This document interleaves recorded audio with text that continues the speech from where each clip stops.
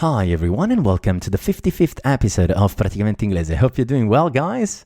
Ciao a tutti ragazzi, spero stiate bene. Oggi come sempre un nuovo ospite e cerco di portarvi gli ospiti più interessanti che possano dare valore aggiunto al podcast, al vostro miglioramento dell'inglese e come sempre un po' di tips interessanti su come migliorarlo.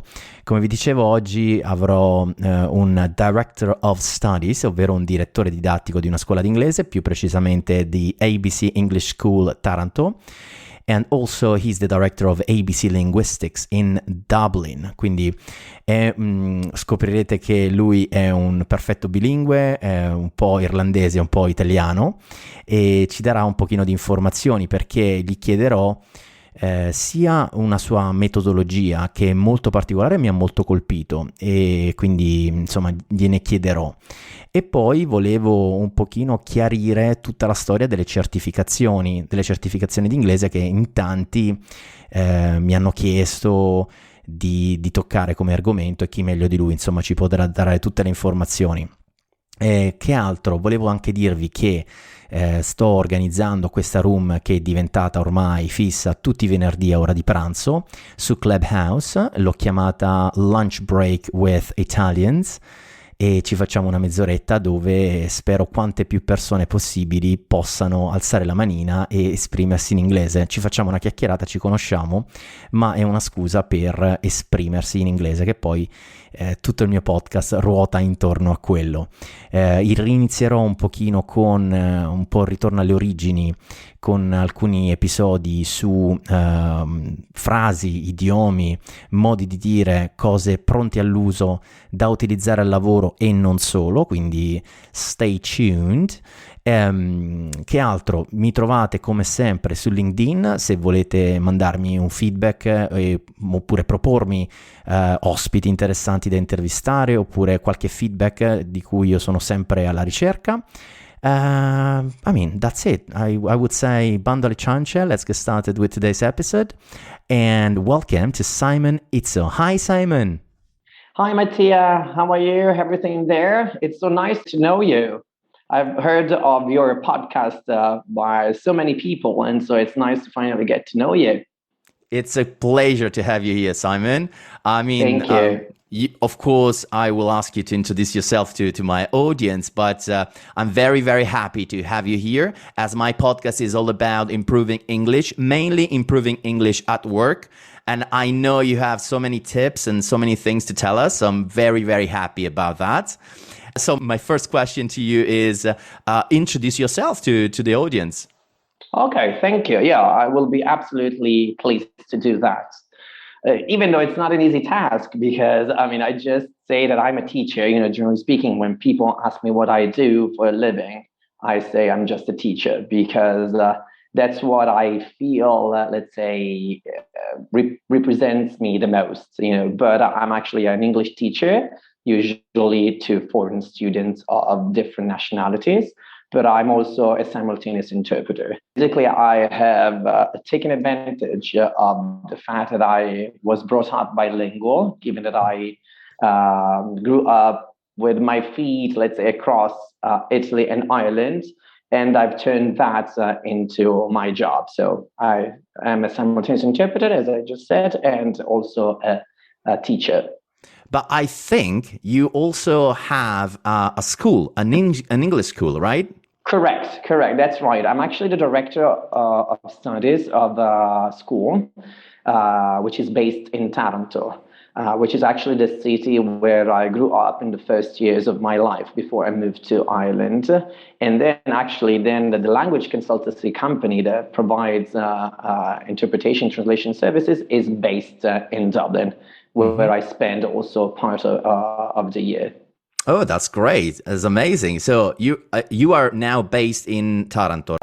Today I am in Taranto, but I can't really say that I'm based, in either place, meaning that, I'll spend more or less, 7 months a year in Italy and then the rest of the year in Ireland. But actually before the pandemic, due to the nature of my job as an interpreter, I literally traveled all over the world because When you're highly specialized in a certain field, then you actually get hired by companies that you would never even think of. Yeah. And so I traveled, let's say, in Los Angeles, in Boston, New York, Chicago, San Francisco, as well as in Northern Europe, in the Middle East, in Dubai, in Doha, and Wow. also in Hong Kong. So it's nice when you get to travel actually, and you get paid for that.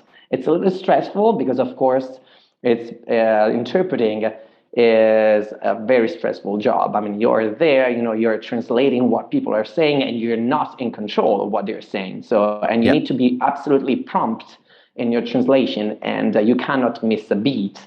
But it's great because you get to travel the world, you get to learn so many new things, because every time you're interpreting, you're saying and you're repeating what is being said. And I'm sure, you will agree if I said that we all, let's say, rehearsed our lessons, before oral tests at school by doing it out loud, a voce alta. And because that's the way we tend to remember, most of what we say. And actually, that's the reason why I got to learn so many things through interpretation, because I read out loud. I will definitely ask you a few things about that, because it's so interesting, and it's great to know, you're traveling all around the world. That's amazing. It's an incredible opportunity. Absolutely. I feel definitely very fortunate. Yeah, different cultures, different countries, and that's absolutely great. But when we had the chat before this interview, you told me that you have a particular methodology that you apply in your English school, which is different from other schools. Can you tell me a little bit more about it? Sure. Basically, when we talk about teaching in general, we hear people mentioning several approaches, or techniques. But usually we don't hear like a solid scientific base, let's say, when we talk to teachers. Even starting with the early stages, of learning, when we go, I don't know, like to a daycare, to bring, our child or to a kindergarten, you will have like a Montessori school, which is like an approach, but it's not like a scientific method. Scuola montessoriana, giusto? Corretto. Yeah. Scuola Okay. montessoriana, scuola dell'infanzia con approccio montessoriano, molto spesso in italiano sentiamo questo. Yeah. So when we go to a Montessori school, or to a creche, è un altro termine che utilizziamo tratto dal francese in inglese, oppure kindergarten, invece tratto dal tedesco, quindi sono tutte importazioni nell'inglese che fanno riferimento, diciamo, alla scuola dell'infanzia, ok? Sentiamo approccio montessoriano, okay, like a Montessori approach. But it's just an approach. It's like a strategy or a technique. It's not science. Whereas, like in our school, we try to rely on a solid scientific base that we take from applied behavior analysis, analisi comportamentale applicata, which actually should be called learning science, scienza dell'apprendimento, because a behavior is considered every action that a person engages in, which is learned through the interaction of that person, of that individual with the environment, so with the people around them. And so for this reason, actually, given that it is a science, it is commonly used for rehabilitation purposes for children with autism spectrum disorder. Quindi è una scienza, e quindi è proprio normata come scienza naturale, che viene utilizzata per la riabilitazione, diciamo, dei bambini con disturbo dello spettro autistico. E quindi il principio è, lo dico prima per questioni di semplicità in italiano, che se questa scienza riesce ad aiutare a recuperare il linguaggio a dei bambini con disabilità, bambini, adolescenti, adulti, perché non c'è un'età specifica, quindi con disabilità, figuriamoci quanto possa essere efficace se invece lo utilizziamo nel nostro insegnamento a utenza normotipica. Alla fine dei conti il problema fra un bambino autistico americano che non parla l'inglese e un bambino italiano che non parla l'inglese è lo stesso. Tutte e due non parlano l'inglese, e quindi possiamo, guardando il sintomo, per così dire, trattare il problema con la stessa tecnica, con estrema efficacia. So that's like let's say the trick. And I think the results are amazing. You were telling me that you have I mean, tell us a little bit more about the Yeah, results I mean, of this. yes, exactly. Let's say it's not something that we're only proud of, but it's something that has been recognized, let's say, and acknowledged, So, for instance, we started, actually, I founded the school in 2014 in Taranto, so only 7 years ago, a little more than 7 years ago.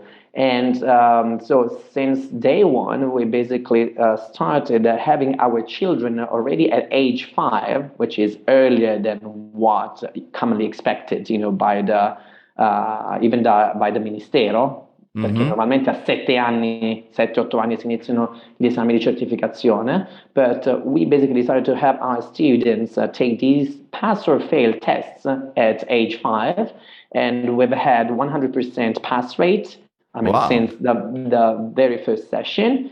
And also, like, a group of students that I prepared was awarded the best class in Italy by Trinity College London. So in 2015, they won like an international contest, that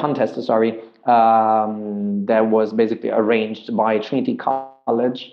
And so they got awarded at the 2015 Expo in Milan. So, Wow. it's great. That's fantastic. Yeah. You mentioned about certifications, no? That's right. I'm very, very confused about certifications. There are so many around. And also you mentioned about usually the first certification are around 7-8 years old. But also there are different certifications. For example, I'm thinking about my audience.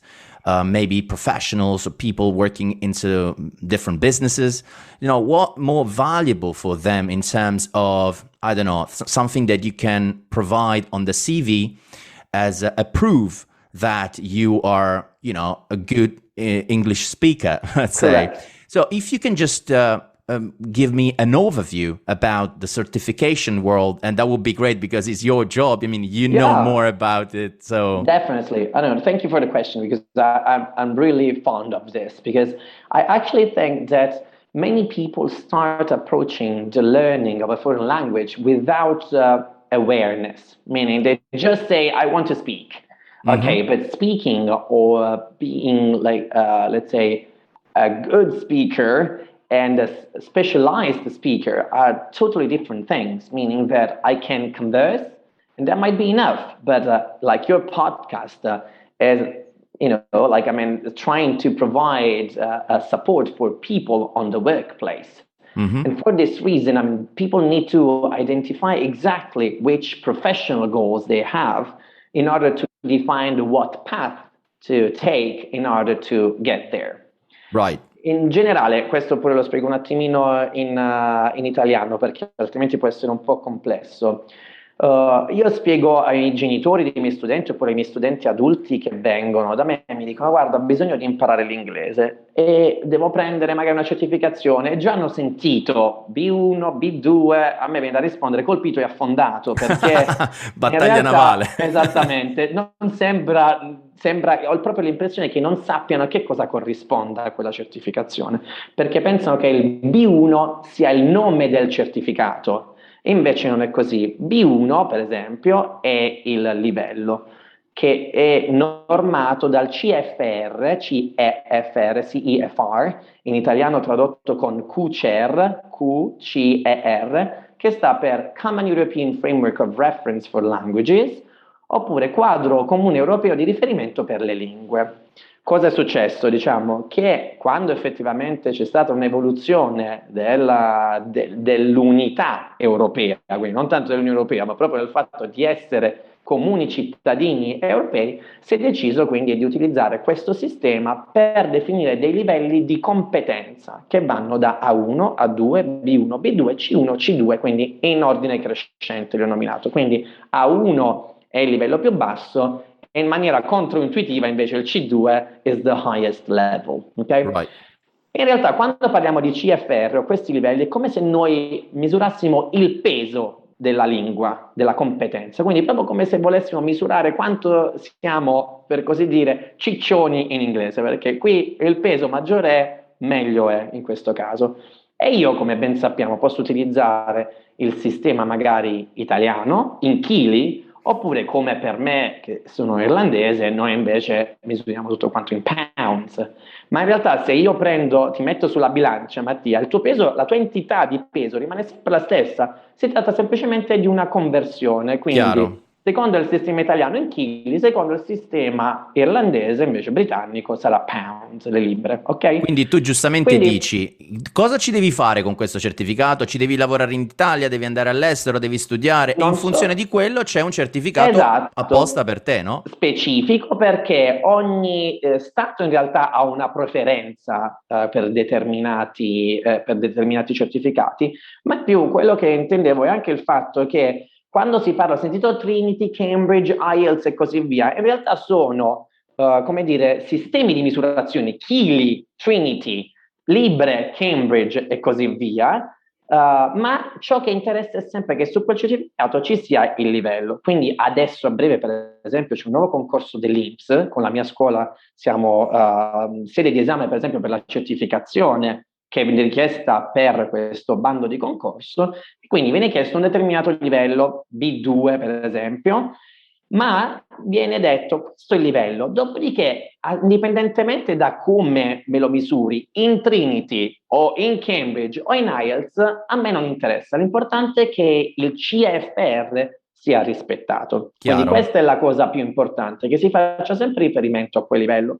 E in più l'altra cosa è che esistono delle certificazioni che sono generaliste, ossia quindi sull'inglese per così dire conversativo, poi ci sono alcune che sono più tagliate per l'accademico, quindi per la carriera accademica, come per esempio IELTS, che è quella che Mhm. io in generale la raccomando fra tutte le certificazioni perché nel mondo è quella maggiormente riconosciuta da diversi stati, che ha anche proprio un ambito specifico accademico, e poi soprattutto per la tua utenza invece ci sono alcuni certificati che sono specifici nell'ambito del lavoro. Per esempio il Trinity fornisce un esame che si chiama SEW, Spoken English for Work, per cui hai diversi ambiti applicativi, quindi in ambito amministrativo piuttosto che delle arti o segreteria, e uno può scegliere proprio di fare quella certificazione perché seguirà un percorso che gli dà le competenze specifiche per quell'ambito lavorativo. Alla Ok. stessa identica maniera Cambridge ce n'ha uno specifico, per esempio, per l'ambito legale o business,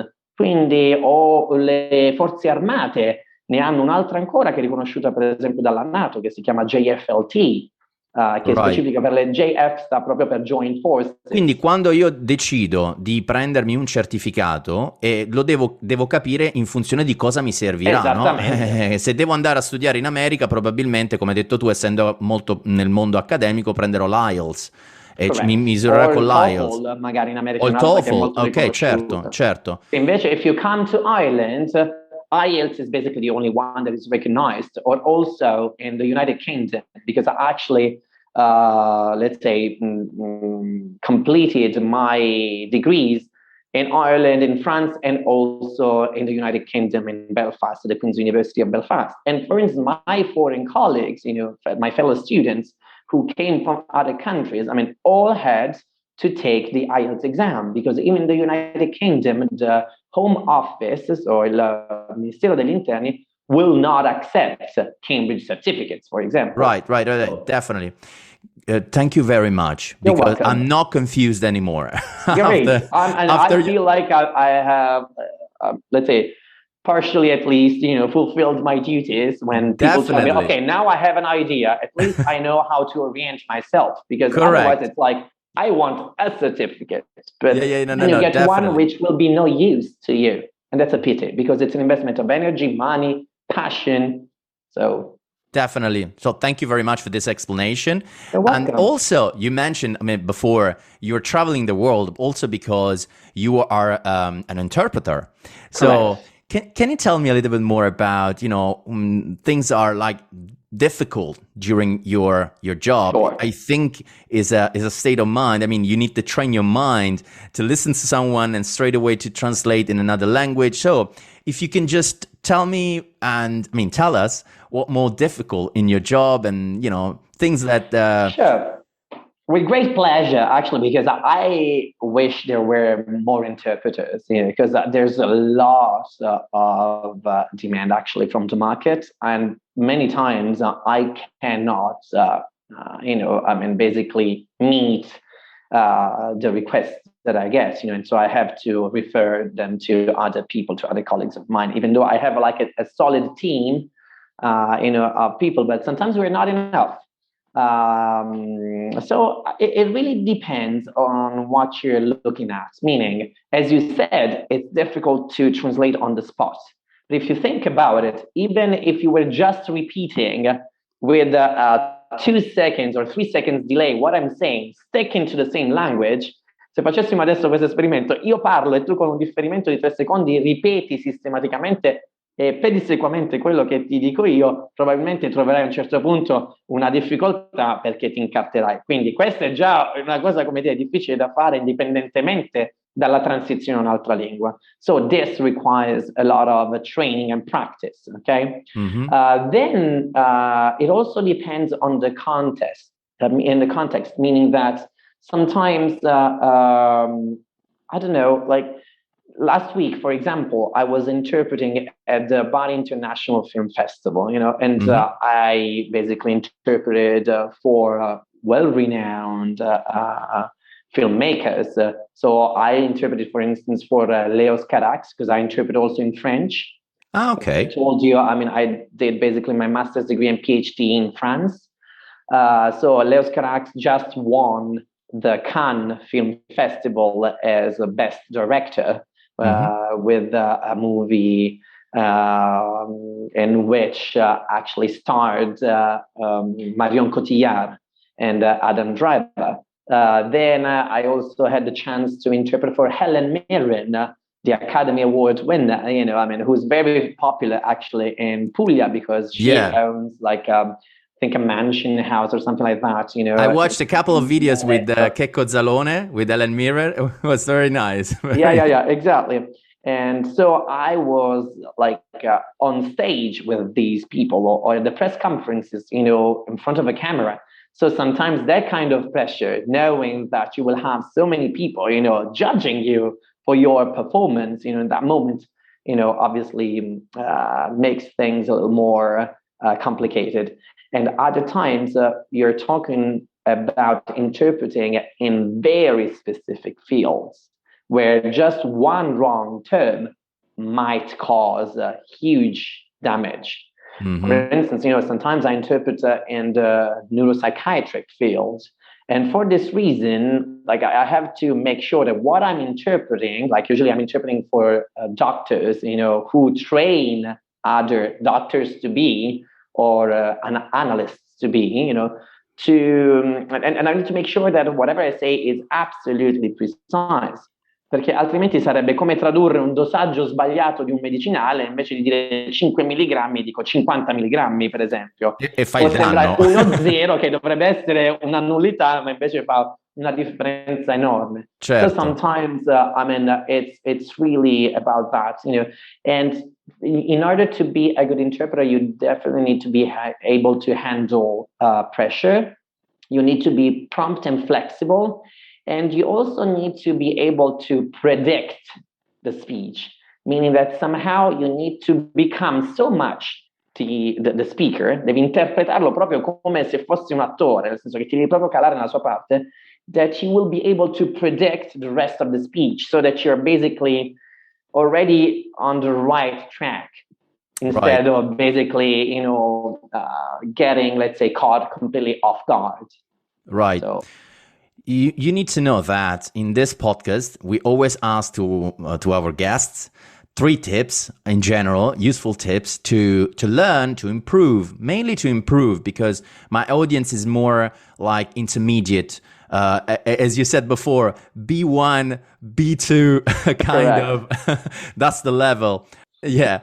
So, from your perspective, what are the things that are really useful? What do you think? Because we always hear about, different kind of stuff, imitating or, as you said before, speak and express yourself loud in the car when you're alone, or maybe, subtitles, videos. And there's a lot of, I can see here that the main word that I hear is practice, practice, practice, and be For consistent, and be consistent. So every day, even if it's just 10, 15 minutes, just go and, like a Swiss clock, you need to have those 10, 15 minutes. What your, idea behind it?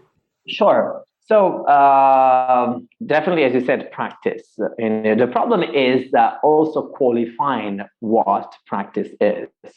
Because that is the problem. Many people tell me, oh, I need to go abroad because I will have to speak. I will be forced. I will have the need to speak to other people, to other, native speakers. So I will learn the language.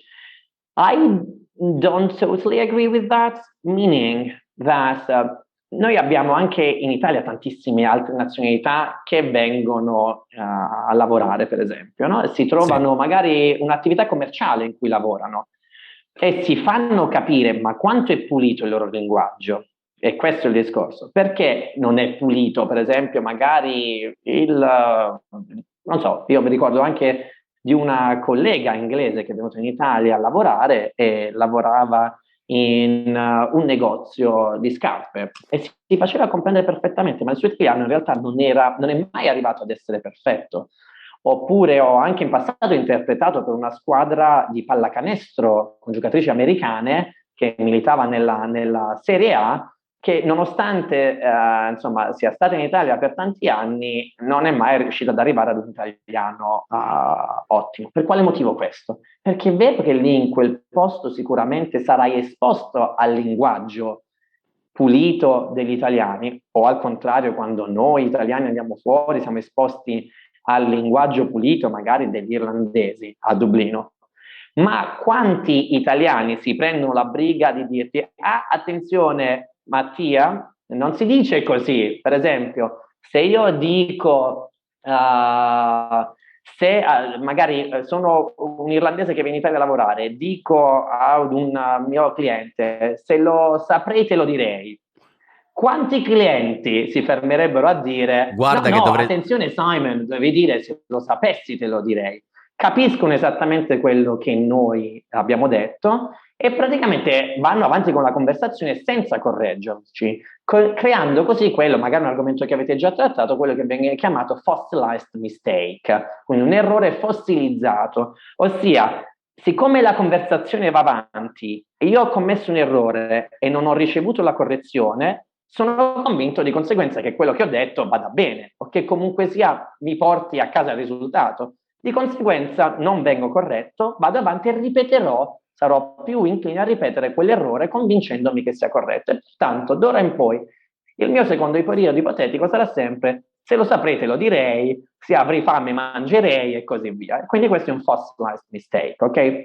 Quindi un primo consiglio che io suggerisco è quello di trovare a balance, to strike a balance between communicative effectiveness and let's say and grammar, meaning that we need to be able to have ourselves understood, but at the same time we need to focus on one specific goal, grammar goal, then bring that home, clean and hone, and polish, let's say, the application of that one rule, so that then we can practice the right application, the correct application, fix that issue and then move on to the other one. Ok? Non so se mi sono spiegato. No, assolutamente. Efficacia comunicativa, ottimo, assolutamente quello che noi vogliamo, perché non tutti dobbiamo diventare degli Shakespeare o dei Kafka, voglio dire, nella nostra vita, però contemporaneamente la pulizia grammaticale è importante. Ma invece di mettere tanta, come si dice, carne a cuocere, ne prendiamo solamente uno di obiettivo e pratichiamo creando frasi a ripetizione che siano però anche correlate al nostro vissuto, in modo che abbiano un senso e siano più spendibili in futuro. Guarda, il goal del mio podcast, io non sono un insegnante in inglese, lo dico spesso, sono una persona che ha vissuto tanti anni a Londra, è tornato in Italia, ha visto che, insomma, noi italiani siamo un po' restii all'inglese e poi ci facciamo tanti problemi perché compriamo corsi, andiamo a fare 2 milioni e poi non troviamo il risultato. Allora io ho detto, facciamo il contrario. Siccome già tutti avete letto il libro di grammatica, siccome avete tutti studiato, eccetera, facciamo il contrario, andiamo nella ciccia, no? Perfetto. E quindi ascoltiamo persone italiane che parlano inglese, che è più semplice di ascoltare persone direttamente inglesi che parlano inglese o Chiaro. americani, e allo stesso tempo cerchiamo di utilizzare dei termini o delle cose che possono essere riutilizzate direttamente, no? Ready to use Certo. domani mattina, no? E quindi un pochino questo, però come dici tu... Assolutamente d'accordo. E ti dico un'altra cosa, se posso, perché ho paura di dimenticarmi questo punto, perché è proprio azzeccato a quello che hai appena detto. In realtà un'altra cosa, allora io dato il percorso di crescita, essendomi trasferito insomma da giovane in Irlanda, avendo fatto le scuole in Irlanda e così via, sono considerato madrelingua. Proprio, sono irlandese, quindi però io effettivamente mi sento perfettamente bilingue fra l'inglese e l'italiano. E molto spesso sento l'utenza, gli studenti che dicono: ah, devo parlare per forza con un madrelingua, voglio l'insegnante madrelingua. Invece quello che il tuo podcast fa è assolutamente allineato a quello che è il mio principio di insegnamento, ossia se io sono italiano con un ottimo inglese, probabilmente posso essere più efficace come insegnante perché so già la tua lingua madre, quali trappole ti può porre. Chiaro. Per esempio, collegandomi quindi a quello che tu dicevi e al concetto della pulizia grammaticale di cui parlavo prima, una regola alla volta, è tipico che tutti quanti gli italiani cadranno nella trappola del passato prossimo, del tipo: l'anno scorso sono andato a Dublino, e tutti quanti diranno: last year I have gone to Dublin, perché è il calco, diciamo, più similare della struttura grammaticale, verbo avere e il participio passato, ok? Ma in realtà sappiamo bene che dovremmo dire I was in Dublin, quindi con il passato, con il past simple. Quindi io come insegnante, per esempio, nella mia scuola, ciò che faccio è proprio andare immediatamente a prendere di mira ciò che sono essere le trappole tipiche di quella che è la tua lingua, quindi quelle che vengono chiamate interferenze di L1, di lingua 1, lingua madre. E pertanto metto subito a contrasto le due cose, dicendoti: attenzione, campanello d'allarme, alcune cose ti andranno lisce perché sono molto simili, altre invece, tipo questa, c'è un problema, e questo lo posso fare tanto dal punto di vista grammaticale quanto dal punto di vista anche fonologico, che è un problema che molto spesso mi trovo a dover trattare. Quindi io per esempio ai miei studenti dico: allora, in italiano l'H è una mutina. Io ogni volta, anche per farli ridere, perché sono un po' sciocco, voglio dire, nel mio modo di insegnare, perché penso che come dire, la risata aiuti sempre, dico: l'H è una mutina, in inglese è un'aspirina, la dobbiamo aspirare. Ho sentito anche nel tuo podcast, per esempio, il giochino di parole con le 4 H mute, perfetto. E in più dico: l'H è un'aspirina, la dobbiamo aspirare. Ogni volta che sento qualcuno che dice una parola con la H, voglio sentire come se avesse una patata bollente in bocca. Quindi è hello, non è hello, non è I, e così via. E anche quindi questo si traduce in una, come dicevo prima, una prevenzione di una caduta in una trappola, perché altrimenti poi mi troverò a trovare quelle parole che sembrano essere omofone, ma in realtà non lo sono, perché fra it e heat è solamente l'aspirazione iniziale, fra it e hit è l'aspirazione iniziale che fa la differenza. E poi, come hai detto tu, una volta che tu questi problemi li risolvi alla base, all'inizio, è tutto in discesa, perché poi capisci Sì. e da lì c'è tutto un miglioramento rispetto a per anni e anni aver parlato in una certa maniera e ritrovarsi che nessuno te lo dice, no? Ovviamente dice, capirai se un cliente mi dice: ma guardi, dovrebbe dire no. No, non capiterà mai esattamente. Giusto, alla stessa identica maniera con la pronuncia,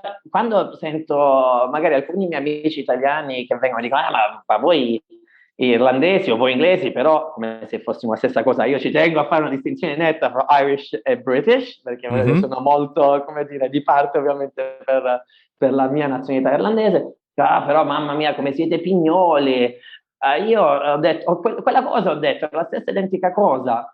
Ti posso raccontare un aneddoto che magari prende Dimmi. 30 secondi, però è divertente, no? Mi dicono: io ho detto quella cosa e facevano finta di non capire semplicemente perché sono stranieri. No, è semplicemente che veramente non capiamo. Non capivano. Allora, una volta quindi tipo 6-7 anni fa, perché è dal 2014 che io sono in Italia, era dopo la vacanza natalizia, la pausa natalizia, che mi incontrai con uno studente per una lezione individuale. Stavamo parlando e quindi dissi, beh, chiamiamolo Mattia. Mattia, allora, come sono andate le vacanze? Questo in inglese, insomma, so, how was your holiday? Lui mi risponde, it was great. Quindi io continuo e dico, so, what did you do? E poi in dettaglio a un certo punto sono arrivato, what did you do on New Year's Eve? Quindi alla vigilia di Capodanno. Capodanno. E lui mi aveva detto che era stato a Zurigo, quindi in Svizzera, e mi fa, oh, I went to the club, and after that, with my friends, we hit so many Swiss. We hit so many Swiss. So many Swiss, sorry. Che praticamente significa abbiamo croccato di mazzate praticamente Colpito, cioè. tantissimi svizzeri. E quindi, perché hit sì, è colpire, dare botte, no? Insomma, mazzolare, potremmo dire beat up è un sinonimo, per esempio. E quindi io sono andato avanti e dico, ma che cosa dici Mattia? Ma veramente stai dicendo? Yes, of course. Ed era tutto contento rispetto a questo. E gli ho detto pure, do your parents know? Ma lo sanno i tuoi genitori? E lui fa, yes, of course. Che ne pensano? What do they think? E lui mi fa, hanno detto che tanto una volta all'anno non è un problema. Insomma, sei pazzo. Voglio dire, ho detto, vabbè, allora devo convocare i tuoi genitori, perché non è normale una cosa del genere. Lui mi fa, Madonna, professore, per una volta all'anno che mi sono riempito di dolci? Perché in realtà quello che lui voleva dire non era I hate so many Swiss, ma era I ate, però sbagliando la coniugazione in mente aveva I eat so Che sarebbe many mangiare. sweets, che sono i dolci, quindi ho mangiato così tanti dolci, è diventato invece, ho stroppiato di mazzate un sacco di Con gli svizzeri. svizzeri. Ci siamo andati avanti per 15 minuti a litigare su questa cosa. No, E quindi infatti. non è che non vogliamo capire o facciamo finta di non capire, è che una parola mispronounced means something completely different. So that's like an important point. And that's the reason why I try and tackle pronunciation right away. And as I told you, I basically try and tackle immediately some grammar rules. Mm-hmm. E dal punto di vista fonologico, questa regola, diciamo, di evitare le trappole, lo faccio tanto per, come dire, delle parole dal punto di vista della singola pronuncia, quindi del singolo fonema, quanto per esempio anche con i numeri. Io non insegno mai 1, 2, 3, 4, 1, 2, 3, 4, ma i primi numeri che insegno sono 3, 13, 30, 33, perché così vado subito in discriminazione, puliamo questi, che so essere difficili per gli italiani perché si mischiano sempre, tanto 1, 2, 4 sono completamente diversi, certo. Sono quelli simili fra di loro che mi creano il problema, quindi prendo quelli e andiamo via, così come per il livello principiante per i bambini, perché noi in realtà nella mia scuola abbiamo anche la scuola dell'infanzia bilingue e la scuola primaria bilingue, forniamo quindi corsi standard per le certificazioni o di, come dire, perfezionamento linguistico, ma anche abbiamo proprio dei corsi bilingue per la crescita, diciamo, bilingue. E per esempio anche quando arriviamo all'alfabeto, con i più piccoli, le prime lettere che insegno sono A, E, I, perché ovviamente la E in italiano è letta I, la I in italiano invece è letta I, che assomiglia di più alla lettera A, quindi pulisco subito questo in modo che tutte le altre, poi che sono molto più differenti, vengano pulite. Fantastico, questo esempio che mi hai detto con i numeri e con le lettere è fantastico, perché come hai detto tu, intanto tolgo il problema alla base e poi ci costruisco sopra, insomma. Esattamente, il resto che è facile, voglio dire, lo prendo certe volte anche as a freebie, in maniera gratuita, no? Certo. Come dire, un omaggio dello sviluppo, per così dire, naturale del linguaggio, alla fine dei conti. Invece, per le cose che, ripeto, sono trappole, cerco già di sfruttarle invece a mio vantaggio. Great tips. Thank you. Fantastic. And where can we find you? So you can find me or my school both on Facebook and Instagram, ABC English School Taranto. Mm-hmm. Per la scuola, mentre invece per l'interpretariato ABC Linguistics.com. Il tratto comune è ABC, come potrai notare fra le due attività, perché per me è assolutamente importante proprio creare delle basi, proprio l'ABC, quando si dice anche in italiano, oppure in inglese non diciamo l'alfabeto, ma diciamo my ABCs, giusto? Quindi le Corretto. basi devono essere solide per poter creare poi uno sviluppo ulteriore, tant'è che il payoff, il motto della mia scuola che troverete sotto il logo è Language that Empowers, la lingua che ti dà potere, che ti dà la possibilità di svilupparti e di aprirti al mondo. Al mondo, ed è infatti la cosa che io dico sempre, perché l'importanza spesso non si capisce perché è sottovalutata dagli italiani, che sicuramente abbiamo un sistema scolastico che non ci permette di capire e conoscere bene l'inglese. Io vengo da situazioni in cui magari facevi gli esami di inglese con gli idiomi più pazzeschi del Certo. mondo, ma poi Il nella linguaggio quotidiano ti mancava, no? Hai capito? Quindi prendiamo le cose in maniera un po' così. Sì, anche la metodologia effettivamente magari era e ancora in alcuni casi un po' vecchio stampo, nel senso che io dico sempre, noi nel nostro insegnamento, agli insegnanti che formo, perché tutti quelli che vengono nella nostra scuola, ormai siamo 20, devono passare un periodo di formazione di un anno con me per acquisire il metodo dell'analisi comportamentale applicata. Però dico sempre, noi dobbiamo assolutamente riprodurre ciò che Madre Natura fa bene. Tutti quanti noi impariamo prima a parlare, poi impariamo a trascrivere e a leggere e apprendiamo che cosa è effettivamente la grammatica dopo nella nostra crescita. Alla stessa identica maniera, quando uno studente anche di 50 anni viene da me, linguisticamente ha 0 anni di età, quindi Ok. io devo seguire la stessa identica processione. Prima consolidiamo un sistema di parlato, quindi perciò iniziamo anche con le certificazioni linguistiche che vanno a mirare semplicemente la valutazione del parlato, poi trasferiamo, anche perché altrimenti pure la lettura diventa un problema, perché se il bambino a 6 anni contemporaneamente inizia a leggere in italiano e io gli metto già le parole scritte in inglese davanti, sarà Gran, sarà Brovn, sarà girlfriend, perché sta apprendendo un sistema di lettura italiano, quindi interferenza di L1, che prevede ogni suono un segno.